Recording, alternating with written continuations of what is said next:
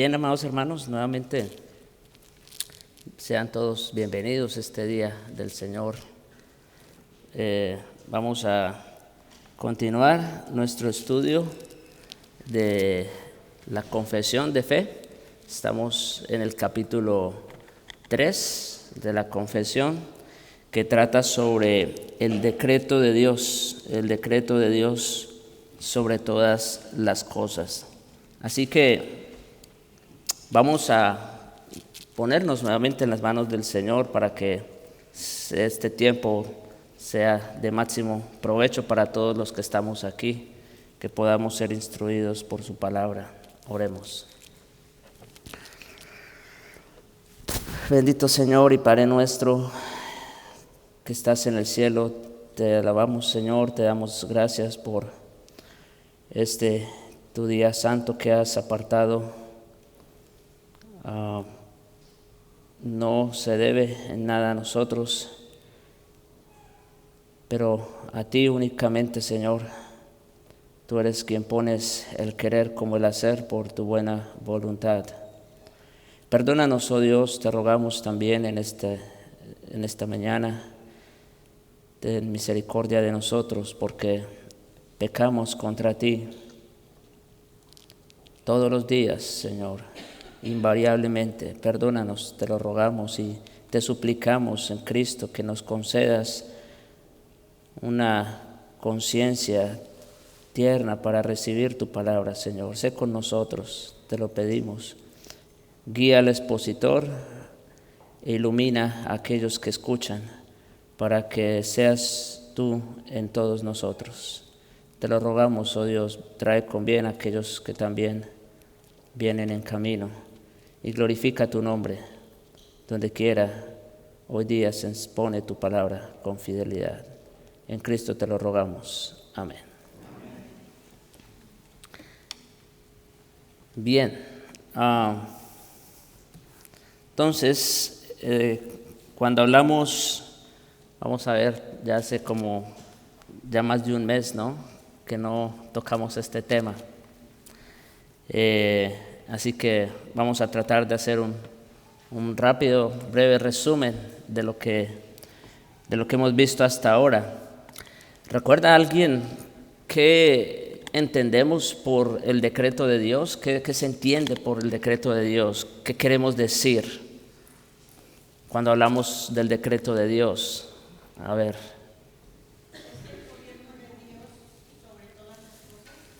Es el gobierno, muy bien. Es el gobierno de Dios sobre todas las cosas. ¿Algo más? Es un mandato. Bueno, sí, también, sobre todo en el libro de los Salmos, cuando se habla de decretos, se está refiriendo a mandamientos también, eso es verdad. Pero cuando estamos hablando del decreto de Dios en singular, nos estamos refiriendo más que mandamientos, que también es verdad, pero nos estamos refiriendo, como dice la hermana Alma, nos estamos refiriendo al gobierno soberano de Dios sobre toda su creación, a aquello que Dios en su soberana voluntad ha decretado de antemano, desde antes de la fundación del mundo. Por eso se habla del decreto de Dios, ¿sí? ¿Qué Dios ha decretado? Bueno, es precisamente lo que estamos viendo, ¿no? Cómo Dios tiene una autoridad absoluta sobre todas las cosas y que todo lo que sucede es exactamente conforme a lo que Él planeó, conforme a lo que Él decretó, ¿sí? No hay nada en esta vida que suceda que Él no haya decretado, en otras palabras. A eso nos referimos con el decreto de Dios, con la doctrina del decreto de Dios. Muy bien.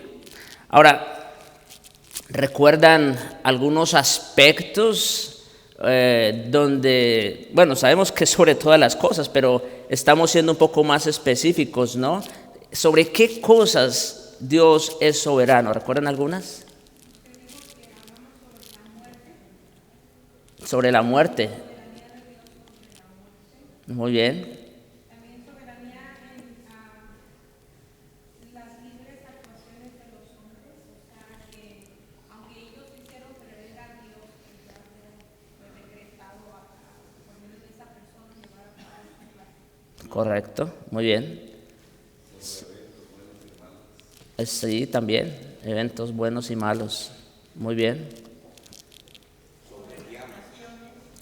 Sobre el diablo. ¿Cómo es? Sobre las naciones, ¿verdad? Sobre los gobiernos. Muy bien. Sobre los, exacto, sobre los pequeños detalles, ¿no? Muy bien. Bien, hermanos, todo eso que ustedes acaban de mencionar, ¿verdad? Está incluido dentro del decreto de Dios, ¿verdad? Que va desde lo más simple, como acaba de mencionar el hermano, va desde los detalles más insignificantes quizás, como el hecho de saber cuántos pelos hay en nuestra cabeza. Bueno, el Señor lo sabe. Va desde lo más simple hasta lo más complejo, ¿no? Hasta lo más difícil, se podría decir. Cosas como la enfermedad, el sufrimiento, la muerte, el mismo Satanás, ¿no es cierto? Está bajo el control soberano de Dios. Muy bien, hermanos. Eso pues lo que hemos visto sobre los demonios también. Ahí lo tenemos, ya lo vimos. Vamos a ver. Satanás, sobre la muerte. Bueno, creo que ese fue el último que vimos, ¿no? La soberanía de Dios sobre la muerte. Vimos ahí unos casos en Marcos, por ejemplo. Es el caso de la hija de un principal de la sinagoga. Se llamaba Jairo, el principal. Y bueno, ya ustedes saben la historia. Van por él, está enferma, después le dicen, no, ya tu hija murió, ya no molestes más al maestro. Sin embargo, el Señor va y la levanta, ¿no? El Señor la resucita. Lo mismo vemos con Lázaro en Juan 11. Al Señor le llega la noticia de que su amigo Lázaro, que amaba, está enfermo de gravedad, de muerte. Y el Señor decide quedarse 2 días más en aquel lugar. No es sino hasta después que ha muerto, que entonces él dice, bueno, vayamos ahora sí. Y claro, vemos ahí la soberanía de Dios sobre la muerte, ¿no? Pero también en ese mismo contexto de Juan 11, específicamente en la conversación que él tiene con Marta, hay una enseñanza muchísimo más importante. O sea, más que la misma resurrección de Lázaro, que iba a ocurrir momentos después, el Señor deja una enseñanza, ¿recuerdan?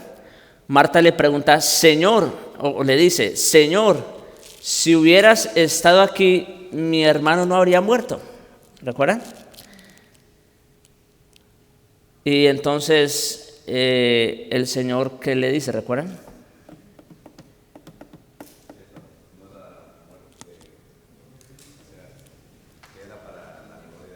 Sí, iba a ser para la gloria de Dios. Esa enfermedad no era para muerte, sino para la gloria de Dios. Y le dice, no, tu hermano resucitará, ¿verdad? Porque el Señor ya sabía lo que iba a hacer. Y Marta le dice, sí, Señor, yo sé que va a resucitar en el día postrero. O sea, fíjense, aquí vemos lo siguiente. Vemos, por un lado, que Marta, ella creía en la doctrina de la resurrección, ¿sí se dan cuenta? Ella ya creía en la doctrina de la resurrección, porque le dice, sí, Señor, yo sé que va a resucitar en el día postrero. O sea, esa verdad ella la tenía clara. Lo que no sabía era lo que iba a hacer el Señor momentos después. Y el Señor aprovecha esa situación particular para darle una de las más grandes enseñanzas que tenemos en las Escrituras. ¿Recuerdan cuál? ¿Qué le dice el Señor a Marta? Él es la resurrección y la vida. Exactamente.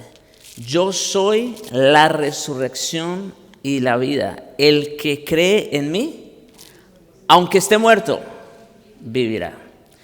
Y eso, mis hermanos, es exactamente lo que el Señor Jesús sigue haciendo cada vez que una persona cree en Él. Cada vez que el Espíritu Santo viene y obra y regenera a esa persona, el Señor está resucitando muertos. Lo sigue haciendo hasta el día de hoy. Y es la misma enseñanza que tenemos en Efesios, donde dice: y Él os dio vida a vosotros cuando estabais muertos en vuestros delitos y pecados. Sí, mis hermanos, esa era la condición de todos nosotros antes de venir a Cristo. Estábamos muertos, no estábamos moribundos, no estábamos enfermos, no, estábamos muertos. Esa era nuestra realidad. ¿Y qué hizo Dios en Cristo? Nos resucitó. Como dice ahí, y juntamente con Él nos resucitó y asimismo nos hizo sentar en los lugares celestiales en Cristo. Y algo más rápidamente respecto a la muerte, es que al final el Señor, quien es soberano sobre la muerte, como dice en versículo 14 de Apocalipsis 20, y la muerte y el Hades fueron lanzados al lago de fuego. Esta es la muerte segunda. O sea, la muerte va a llegar a su fin, en el sentido de que ya no va a hacer más daño del que ya pudo hacer hasta entonces, ¿verdad? Sino que dice que la muerte y el Hades serán lanzados al fuego. O sea, una referencia obvia del infierno, ¿no? El lugar donde van a estar Satanás, sus ángeles y todos sus súbditos, es decir, todos aquellos que no creen en Jesucristo. Y junto con ellos la muerte y el Hades. Sí, la muerte va a seguir siendo para ellos una realidad. Por eso se habla de la muerte segunda o de la muerte eterna, ¿no es cierto? Pero para los que están en Cristo ya la muerte va a dejar de ser un peligro. Ya va a dejar de ser un peligro. Ya el Señor Jesucristo los juzgará la muerte y el Hades y los lanzará al lago de fuego. Bien.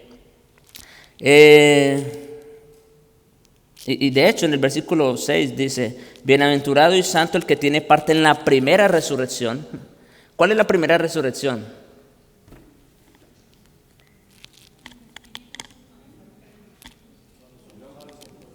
Lo acabo de mencionar.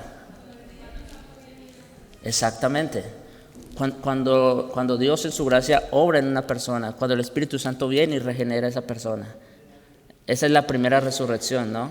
De la que el Señor habló. Yo soy la resurrección y la vida. Cuando ocurre eso, dice aquí: bienaventurado y santo el que tiene parte en la primera, en esa resurrección. La segunda muerte no tiene potestad sobre esto. Así que, mis hermanos, esta es la mejor noticia de todas. La mejor noticia de todas. ¿Estás muerto? Bueno, esa era la condición de todos. No hay problema.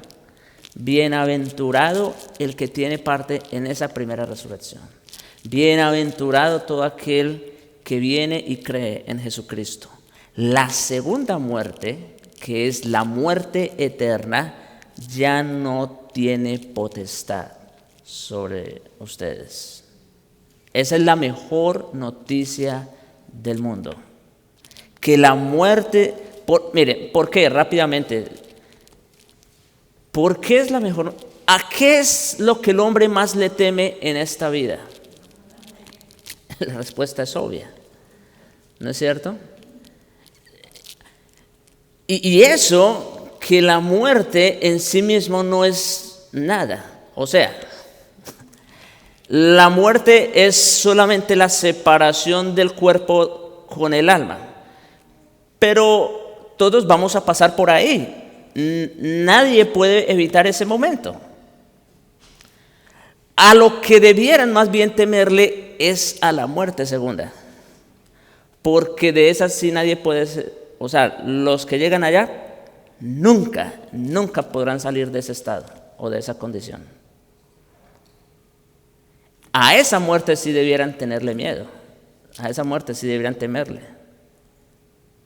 Y por eso, la buena noticia, bienaventurado y santo el que tiene parte en la primera resurrección. En otras palabras, esta es una invitación a que vengan a los pies del Cordero, que ya venció la muerte y el Hades. Bien, hermanos, vamos a continuar. Esto era solo un repaso. Pero vamos a entrar en otro problema. Y es la soberanía de Dios sobre los hechos pecaminosos. La soberanía de Dios sobre los hechos pecaminosos, mis hermanos. Este es un tema que también ha sido causa de polémica. Obviamente, por un lado, confusión, pero más que nada predisposición. Vamos a hablar entonces de este tema, de cómo Dios es soberano aún sobre el pecado. Sí, porque Dios también lo ha decretado. Eso suena fuerte, ¿no? Pero es verdad.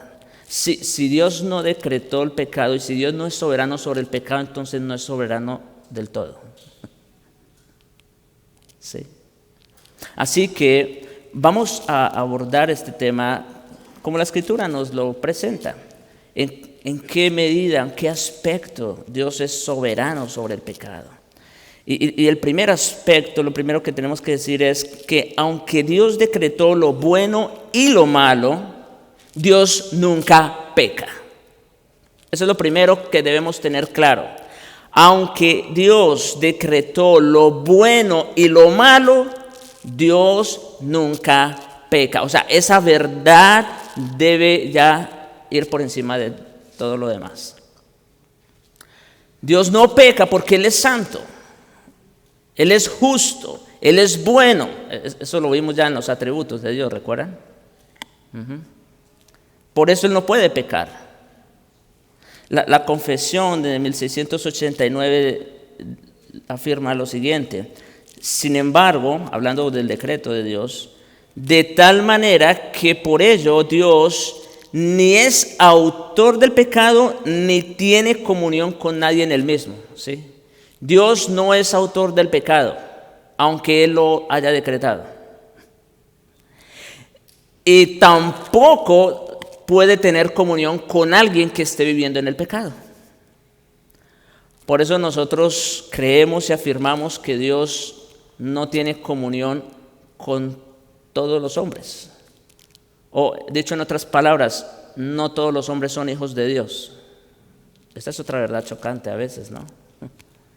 No todos los hombres son hijos de Dios, porque los que viven en pecado, con ellos Dios no tiene nada que ver. Dios no tiene comunión con ellos. Así que esa es una verdad, mis hermanos. Cuando hablamos del decreto de Dios, de la soberanía de Dios sobre el pecado, lo primero que tenemos que tener claro es que, aunque Él lo haya decretado, Dios nunca peca. Dios es libre de pecado. Dios es libre de maldad. Entonces, por ejemplo, tenemos aquí algunas afirmaciones en las Escrituras. Génesis 18, verso 25. Allí, cuando Abraham está intercediendo por Sodoma, ¿verdad? Bueno, principalmente por su sobrino Lot, porque sabía lo que venía. Y entonces, fíjense, uno de los argumentos que Abraham trae ante el Señor para que no destruya Sodoma. Mire lo que le dice: lejos de ti el hacer tal, que hagas morir al justo con el impío, y que sea el justo tratado como el impío. Nunca tal hagas. El juez de toda la tierra no ha de hacer lo que es justo. ¿Sí? Dios es justo. Y como es justo, no puede pecar ni puede tener comunión con nadie que esté en el mismo. con nadie que esté viviendo en el pecado. Ese es el argumento que Abraham trae aquí, la justicia de Dios. Claro, ustedes ya saben la historia, ¿no? Allí no había sino un justo.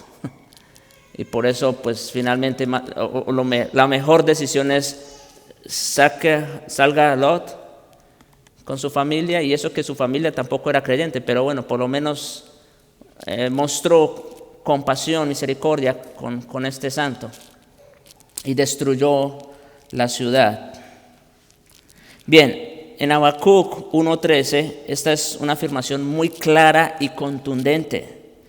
Muy limpio eres de ojos para ver el mal, ni puedes ver el agravio.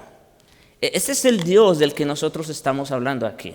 Un Dios que es santo, que es puro, que es limpio, como dice Habacuc. Muy limpio eres de ojos para ver el mal. Dios no puede tener comunión, relación con alguien que está en el pecado. Y otros textos de la doctrina, Santiago afirma que cuando alguno es tentado, escuchen, fue porque Dios lo decretó. ¿Eso dice? ¿Ver en qué problema estamos? No hay ningún problema. Mire lo que dice Santiago. Cuando alguno es tentado, no diga que es tentado de parte de Dios, porque Dios no puede ser tentado por el mal, ni Él tienta a nadie. ¿Sí? Si no está ahí el versículo, pero sigue diciendo el versículo 14, sino que cada uno es tentado cuando de su propia concupiscencia o deseo pecaminoso es atraído y seducido. O sea, que nosotros pecamos no porque Dios lo decretó, nosotros pecamos porque queremos, punto. ¿Sí? Así, o más sencillo. Pecamos porque queremos. Dios es santo, como dice el texto, porque Dios no puede ser tentado por el mal, ni Él tienta a nadie. No, Dios no tienta a nadie. ¿El tentador quién es? Eso debemos tenerlo muy claro, mis hermanos. El tentador es Satanás, no el Señor. Y 1 Juan 1:5. Este es el mensaje que hemos oído de Él y os anunciamos. Es un mensaje claro, llano y sencillo. Dios es luz y no hay ningunas tinieblas en Él. Punto. Claro.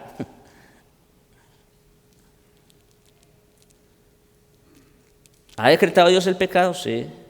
¿Es soberano sobre el pecado? Sí. ¿Está contaminado Dios por el pecado? En ninguna manera.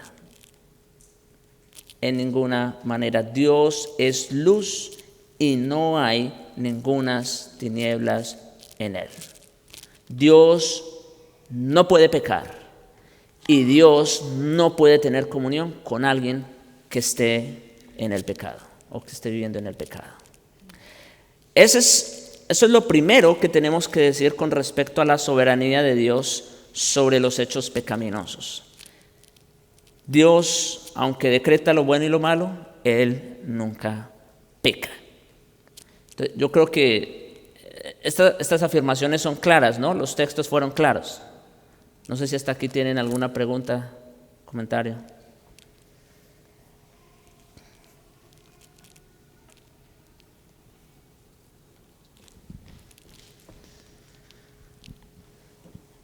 Sí, y es muy buena la aclaración, pastor, porque Dios permitió el pecado, pero Él no permite que nosotros pequemos. Y los que hacen objeción a esto, ellos acusan a Dios como de ser el autor intelectual del pecado, pero no el material, sino que el material fue otro. Pero ante eso, pues la misma Biblia da la evidencia de que Dios no puede pecar.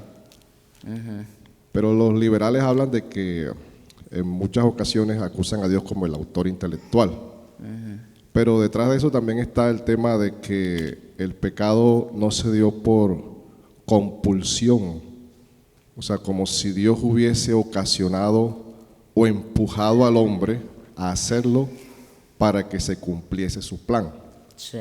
Sino que la Biblia también mostró dentro del decreto la libre decisión de los hombres en pecar.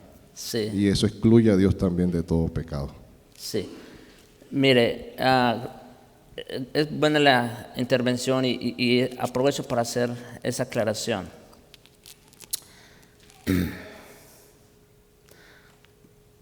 Cuando Dios hizo a Adán, él podía pecar, ¿cierto? Él podía pecar y pecó. Pregunta. Y eso que Adán todavía no había pecado, o sea, no tenía ninguna mancha, ninguna contaminación. Pregunta, ¿Dios lo movió, lo indujo a pecar? No, para nada. No fue Dios el que lo hizo, ¿no es cierto?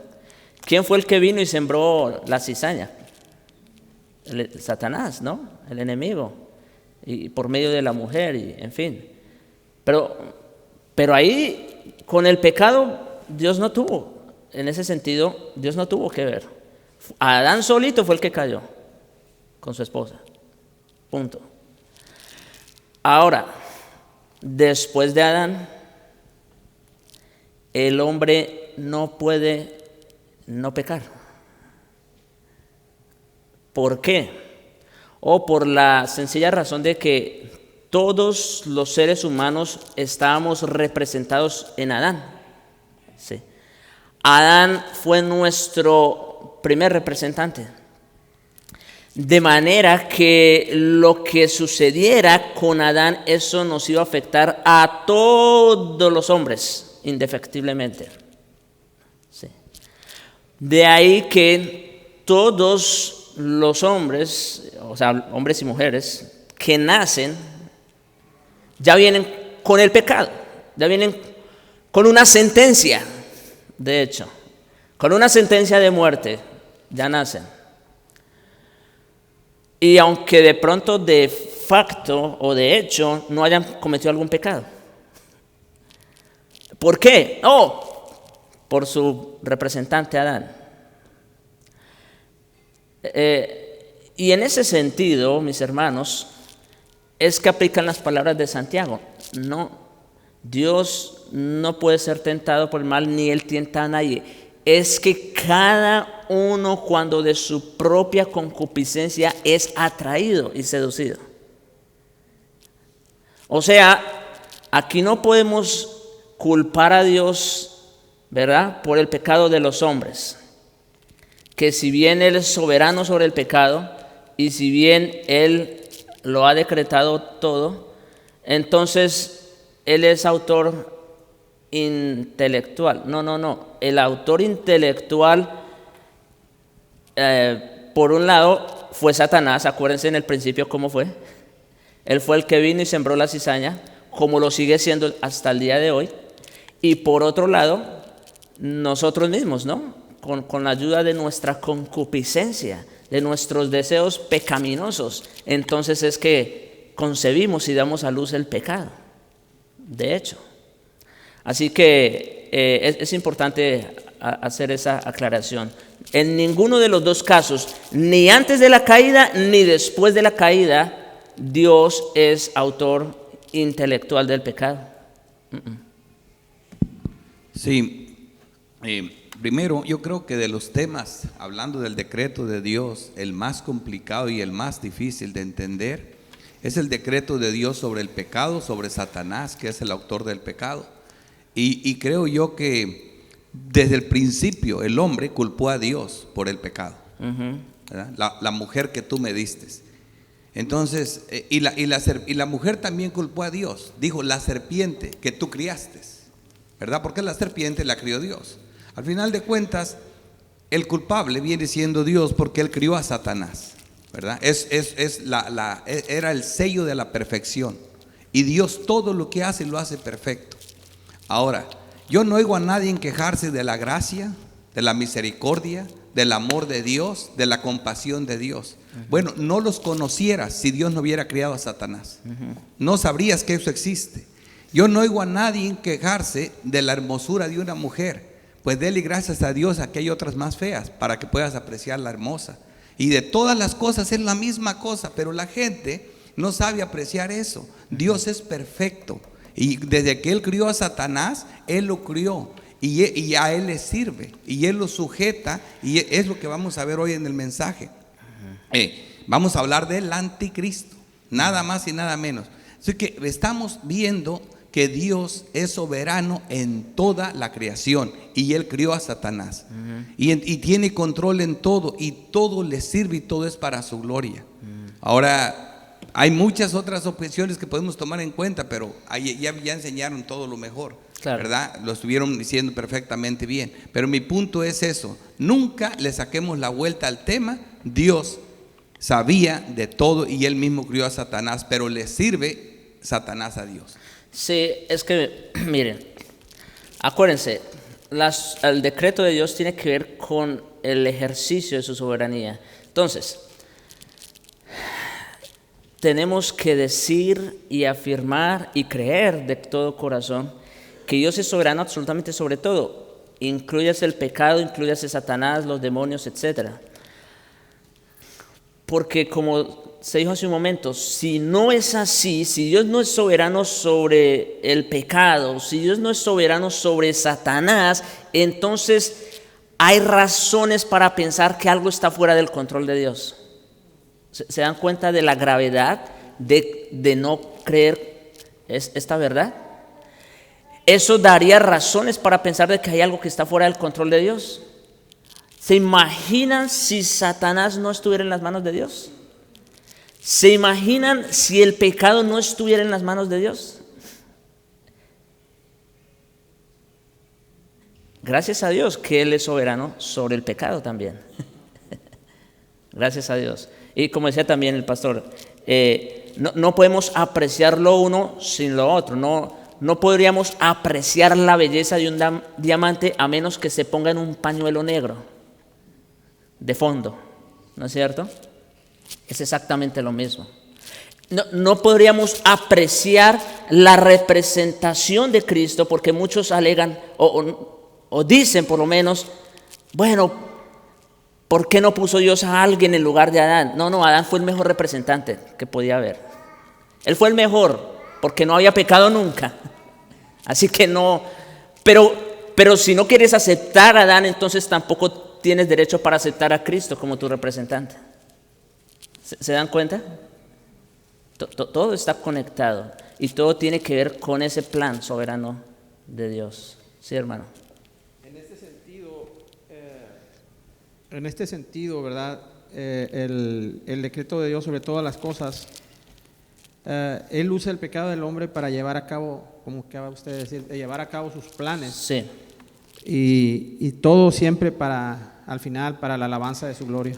Correcto. Miren, y vamos a seguir, porque yo creo que esto nos va a dar un poco más luz. El segundo aspecto tiene que ver con que Dios tiene razones santas y justas para decretar el pecado. Óiganlo bien, Dios tiene razones santas y justas para decretar el pecado, así como lo oyen. Y en primer lugar, esto es sumamente interesante, Dios ha decretado el pecado para castigar el pecado. ¿Se oye? Dios ha decretado el pecado para castigar el pecado. Por ejemplo, en Isaías 10, el texto que tenemos ahí, versículos 5 y 6 específicamente, mire cómo dice allá el Señor. Oh Asiria, está refiriéndose al imperio asirio, ese era un imperio. Oh Asiria, vara y báculo de mi furor. Escuchen esto. Hace 8 días, de hecho, recuerdo en el sermón, se dijo, que aquello con lo que gobierna un rey es, o con qué da órdenes el rey, con el cetro, ¿recuerdan? Con el cetro él puede hacer venir a alguien a su presencia y con el cetro también puede hacer castigar a otro, ¿sí o no? Bueno, mire lo que dice aquí el texto. Respecto a Asiria, un imperio pagano que pues no tiene nada que ver con Dios en ese sentido.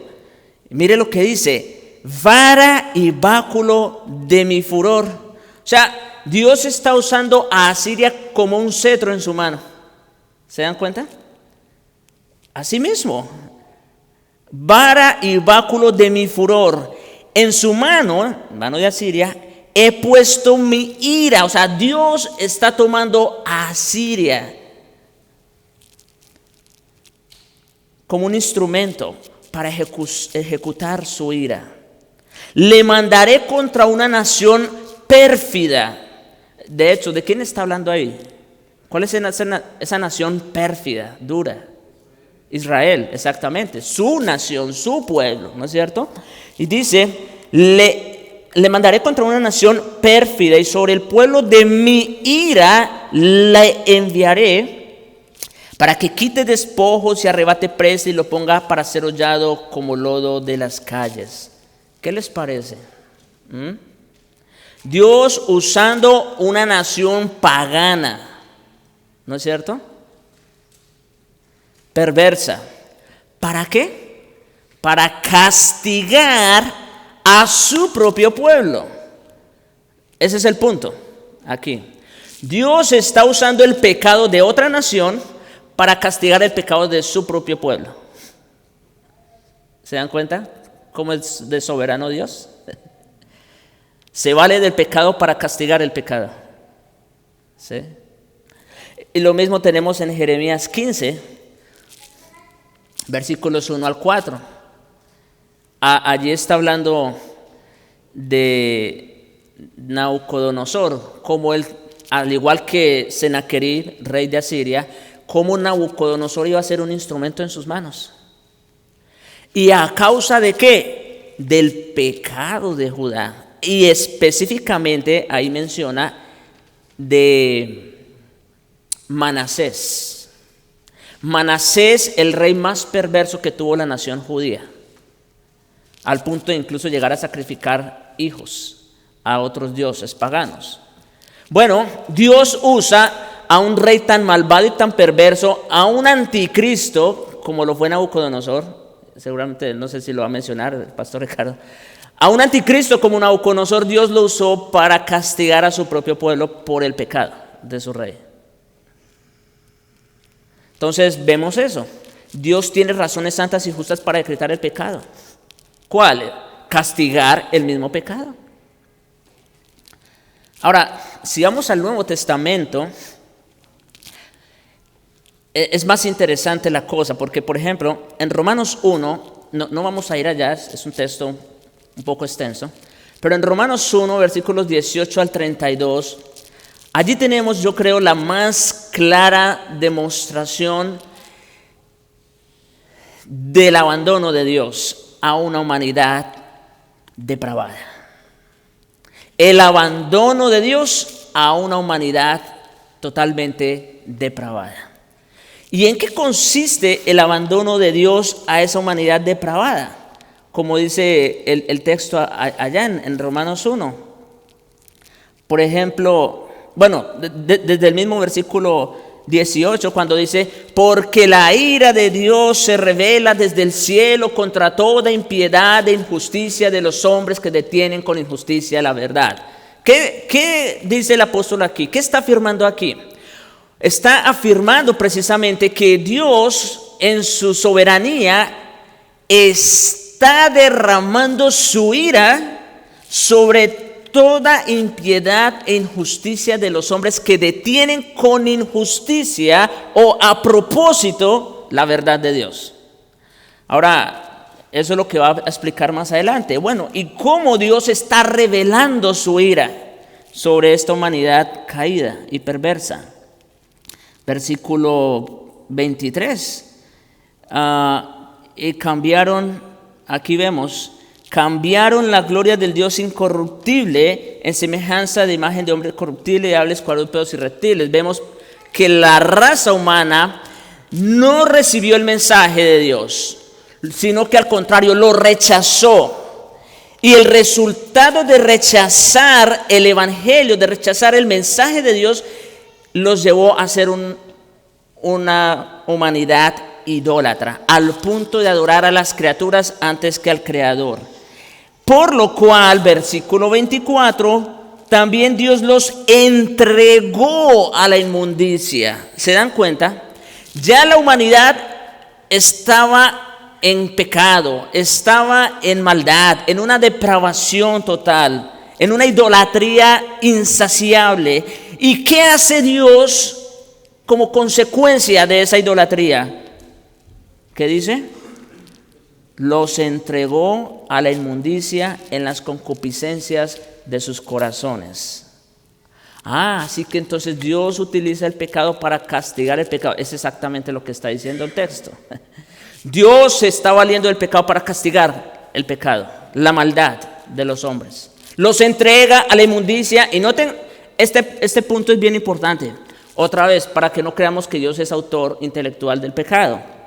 Dice, los entregó a la inmundicia en las concupiscencias de sus corazones. Noten de dónde viene el pecado. El pecado no viene de Dios. ¿El pecado de dónde viene? De su corazón. En otras palabras, lo que Dios simplemente hace es, están viviendo, están atestados de toda impiedad, injusticia, maldad. Mi castigo es dejarlos que sigan en su maldad. Eso es lo que está diciendo Dios acá. Versículo 25, otro cambio. Cambiaron la verdad de Dios por la mentira, honrando y dando culto a la escritura ante el Creador. Por esto Dios los entregó a pasiones vergonzosas. Miren, mis hermanos, el resultado de no tomar en cuenta a Dios y de no adorarlo como Dios. ¿Qué hace Dios? Los entrega a pasiones vergonzosas. Y específicamente, ustedes saben, el texto se está refiriendo a pasiones o relaciones que son contra naturaleza. Hombres con hombres, mujeres con mujeres, en fin. ¿Qué está haciendo Dios? Está utilizando el pecado para castigar el pecado. O sea, ellos no saben que están bajo la ira de Dios. Ellos piensan que están viviendo su vida como les place, pero la realidad es que ellos ya están bajo la ira de Dios.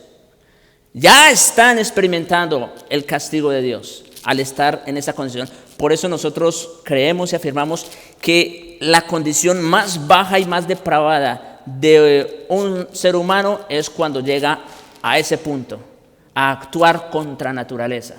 Eso es lo más bajo de un ser humano. Y cuando una nación se deja contaminar de ese pecado en particular, ha caído a lo más bajo.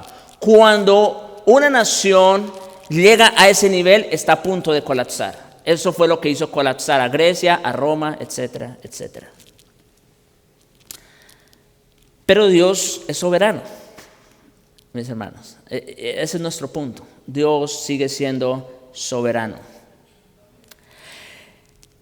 Y luego nos encontramos con este texto de Romanos 9, versículo 17 y versículo 22. Porque la Escritura dice a Faraón, aquí Pablo está trayendo lo que pasó con Faraón en Egipto cuando tenía preso a su pueblo Israel. Y cómo Dios, quien es soberano, mandó 10 plagas a Egipto. Mire cómo lo dice aquí. Pues la Escritura dice a Faraón, esta es una cita de Éxodo 9, de hecho. Para esto mismo te he levantado, le dice a Faraón, para mostrar en ti mi poder y para que mi nombre sea anunciado por toda la tierra. En otras palabras, Dios utilizó la dureza, porque de hecho, si ustedes van al relato de Éxodo, en las 10 plagas, ustedes van a ver que a veces dice que Faraón endureció su corazón y otras veces va a decir que Dios endureció el corazón de Faraón. ¿Cómo está el fin? Faraón lo endureció, Dios lo endureció. Bueno, A y B son correctas. Y aquí Pablo nos está explicando por qué lo hizo. Dios endurecía el corazón de Faraón en su pecado y en su maldad, precisamente para castigar el pecado y la maldad de Egipto. Dios lo hizo a propósito. Miren, si Dios hubiera querido, no hubiera tenido problema con sacar a Egipto sin mandar una sola plaga. Él lo hubiera podido hacer. Él es Dios, Él es soberano, Él es todopoderoso. Él lo hubiera podido hacer. Pero lo hizo con un propósito: mostrar su poder, el poder de su ira. Castigar el pecado. O sea, los voy a sacar, pero la maldad que le han hecho a mi pueblo no se va a quedar sin castigo. Eso es prácticamente lo que Dios hizo con Egipto: castigar el pecado de ellos. Y luego, en el versículo 22, aquí si quieren discutir, pues como dice Pablo, discutan con Dios. Dice, ¿y qué? Si Dios, queriendo mostrar su ira y hacer notorio su poder, escuchen, soportó con mucha paciencia los vasos de ira preparados para destrucción. ¿Qué hacemos?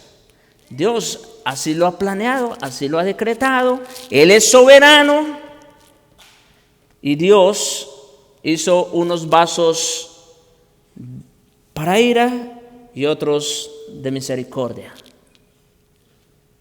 De la misma masa, como dice el versículo anterior. Unos vasos de honra y otros para deshonra. ¿Y qué? Si Dios, queriendo mostrar su ira, Dios es soberano. Y así como Él va a mostrar, o ya está mostrando gracia, perdón y misericordia, también va a llegar el momento de que va a manifestar su ira en toda su plenitud. Y si Él, queriendo mostrar su ira y hacer notorio su poder, soportó con mucha paciencia los vasos de ira preparados para destrucción, ¿se dan cuenta? Dios, mis hermanos, Dios tiene razones santas y justas para decretar el pecado. En este caso particular, ¿qué? Manifestar su ira. Sí, mis hermanos, y es que tienen que ser las dos. Si Él es Dios, Dios tiene que manifestar tanto su gracia y su amor como su ira. Ambas cosas van. Ambas cosas van. Claro, en aquellos que Él manifiesta gracia y perdón, Él también tuvo que castigar el pecado de ellos. Pero ¿cómo lo hizo? ¿Quién soportó la ira de este Dios? Ya Cristo lo hizo por nosotros.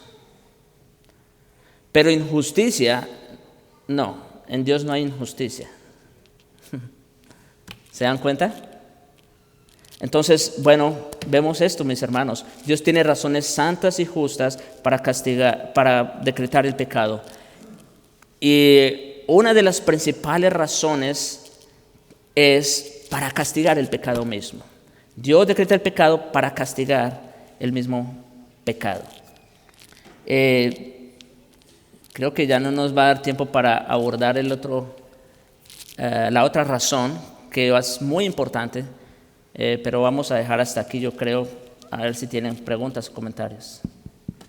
Bueno, nada más me gustaría, en ese estudio que es muy bueno, y los textos también que están ahí, me gustaría como agregar un texto más que me llama mucho la atención, ya que está decretado el pecado de este personaje en muchos textos de las Escrituras, y está decretado en detalles su pecado, ¿verdad? Y lo que él iba a hacer. Por ejemplo, vemos en el Salmo 55, para que se acuerden de él, dice: si tú, hombre, al parecer íntimo mío, mi guía y mi familiar, que juntos comunicábamos dulcemente los secretos y andábamos en amistad en la casa de Dios. Ya todos saben de quién estamos hablando, de Judas. Y dice la palabra de Dios: el Hijo del Hombre va según lo que está escrito, decretado de él, mas hay de aquel que lo entregó. Correcto. O sea, Dios tuvo control y decretó el pecado de Judas para bien de todos los que había de salvar, pero el pecado es el pecado y Judas recibió su pago. Exacto. Yo de pronto, bueno, más adelante voy a traer ese caso particular, pero sí, definitivamente, ¿qué vemos aquí? Vemos que aunque Dios ha decretado el pecado, Él no peca, nunca peca, ni tampoco tiene comunión con nadie que esté en el mismo. Las personas pecan cuando de su propia concupiscencia, otra vez, como dice Santiago, es seducido y atraído. Las personas pecan voluntariamente. Dios no los obliga a pecar. En el caso de Judas, por ejemplo, que acaba de citar, ya estaba escrito de él lo que iba a hacer. Pregunta, ¿Dios entonces fue culpable de lo que Judas hizo? Los veo como dudando. No, en ninguna manera. Dios no fue el culpable del pecado de Judas, aunque ya estaba decretado. Judas fue responsable de su propio pecado, de su propia maldad. Y eso se ve tan simple como cuando la mujer le está lavando los pies a Jesús, ¿recuerdan? Y entonces Judas, un hombre lleno de bondad y de amor, dice, ay, cuánto desperdicio. Mejor si hubiera vendido ese perfume y si hubiera regalado dinero a los huérfanos, a las viudas. Él no era bueno. Era la ambición, la codicia, lo que lo gobernaba. Y fue precisamente por la codicia que terminó entregando al Señor. Entonces, ¿se dan cuenta? ¿Dios responsable del pecado? No, para nada. Cada quien es responsable de su pecado cuando es seducido y atraído por su propia concupiscencia. Bien, mis hermanos, y lo segundo que vimos aquí es que pues Dios tiene razones santas y justas para decretar el pecado, ¿no? Una de ellas, pues castigar precisamente el mismo pecado. Vamos a dejar hasta aquí. Igual podemos seguir comentando durante el descanso. Bendito Señor y Padre nuestro, gracias damos por tu palabra. Gracias te damos, Señor, por quien tú eres. Y te rogamos, oh Dios, que nos ayudes a confiar y a depender de ti cada vez más, sabiendo quién tú eres, descansando, Señor, en ti, en tu gracia, en tu soberanía, Señor. Tú eres soberano sobre todas las cosas, nada escapa a tu control, incluyendo nuestros mismos pecados, por los cuales también te rogamos, Señor, que nos perdones, porque si bien tú lo has decretado con un propósito santo y justo, nosotros somos culpables y responsables de los mismos. Ten misericordia de nosotros, Señor, y llévanos a confiar más en ti. Te lo rogamos en Jesucristo. Amén.